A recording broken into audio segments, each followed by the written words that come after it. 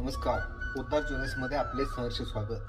सध्या सर्वसामान्य लोकांच्या मनात एकच प्रश्न उद्भवतोय, तो म्हणजे सोन्या चांदीचे दर कुठंपर्यंत जाणार, थांबणार किंवा नाही, याविषयी बऱ्याच लोकांच्या मनात सध्या संभ्रम आहे. तर यावरती आपण एक 4-5 पॉईंट्स जाणून घेऊया आजच्या या व्हिडिओमध्ये. कारण नंबर 1, काही ठिकाणी युद्ध चालू आहे तर काही ठिकाणी युद्धाची परिस्थिती निर्माण झालेली आहे. त्यामुळे गोल्ड, सिल्वर, कॉपर हे एक इन्व्हेस्टमेंटच्या स्वरूपात पाहिले जाते. कारण नंबर 2, मनी प्रिंटिंग. सरकार ज्यावेळेस पैसा जास्त छापतो त्यावेळेस कागदी पैशाची किंमत कमी होऊन सोने चांदीचे दर मजबूत होतात.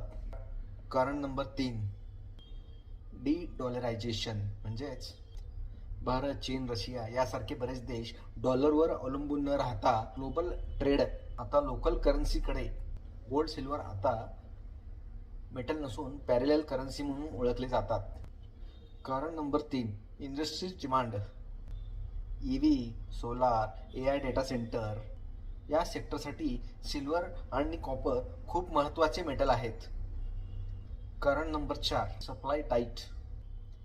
सिल्वरची स्पेशल मायनिंग होत नाही. सिल्वर हा धातू गोल्ड कॉपरच्या मायनिंग सोबत थोड्याफार प्रमाणात मिळत असतो.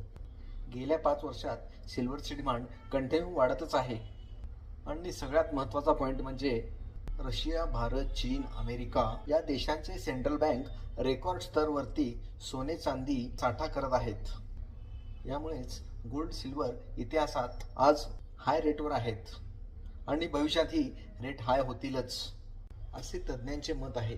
2026च्या दिवाळीला सोन्याचे दर 2 लाख रुपये आणि चांदीचे दर 4 लाख रुपये पार होतील, असे तज्ज्ञांचे मत आहे.